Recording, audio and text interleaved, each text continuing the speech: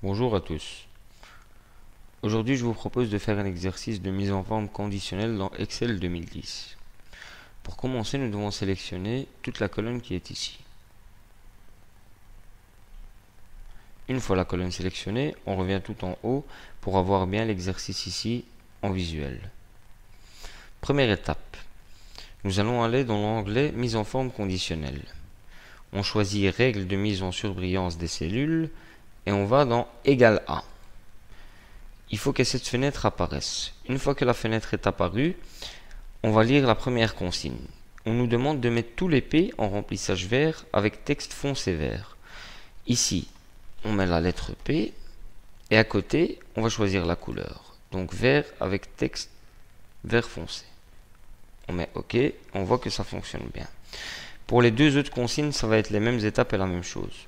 Donc pour les A, on va dans mise en forme conditionnelle, égale A. On met la lettre A ici et on nous demande la couleur remplissage rouge clair avec texte rouge foncé qui est déjà ici. On met juste OK et ça s'applique. Troisième étape, la même chose avec la lettre R et on nous demande de la mettre en jaune avec texte jaune foncé. OK, ça c'est bien appliqué. On peut vérifier ici pour toute la colonne. Pour vérifier que ça marche vraiment bien et que la mise en forme conditionnelle est bien appliquée, on va choisir une cellule et changer la lettre P avec la lettre R. Entrer et on voit que la cellule change de couleur quand on change de lettre. Donc la mise en forme a bien fonctionné. Dans le premier exercice, nous avons travaillé avec des lettres. Maintenant, on va travailler avec des chiffres. Pour cet exercice, les consignes seront de mettre les chiffres qui sont supérieurs à 12 en remplissage vert, les chiffres inférieurs à 8 en remplissage rouge, et toutes les notes qui sont supérieures ou égales à 8 ou inférieures ou égales à 12 en jaune. Première étape, nous allons sélectionner toute la colonne qui est ici. Une fois la colonne sélectionnée, on revient, comme ça on a toutes les consignes à vue d'œil. Donc on appuie sur le bouton mise en forme conditionnelle, règle de mise en surbrillance des cellules, supérieure à.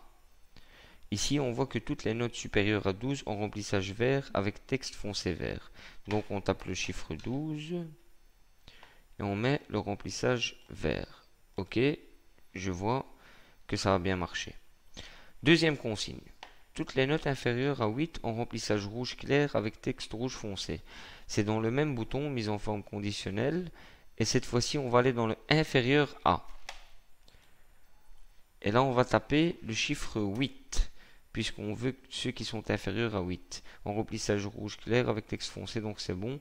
OK, je vois que ça a bien marché. Pour la dernière consigne, je vais aller dans le bouton mise en forme conditionnelle et choisir le bouton entre.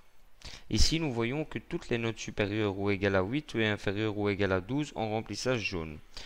Alors ici, pour commencer, je mets le 8, puis le 12, et je choisis la couleur de remplissage qui est le jaune. J'appuie sur OK, je vois que ça a bien pris effet.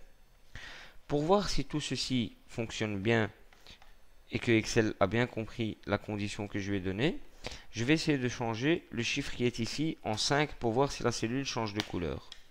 OK, je vois qu'elle a bien changé de couleur et que ça a bien marché, donc mon exercice est réussi. Merci à tous pour m'avoir suivi.